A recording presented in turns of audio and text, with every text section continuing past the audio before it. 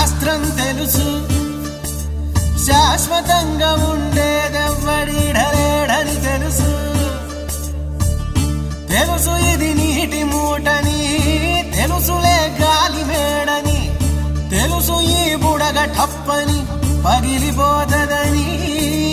తెలుసు ఒట్టిపై ఉన్నదంత హుష్కాకి అని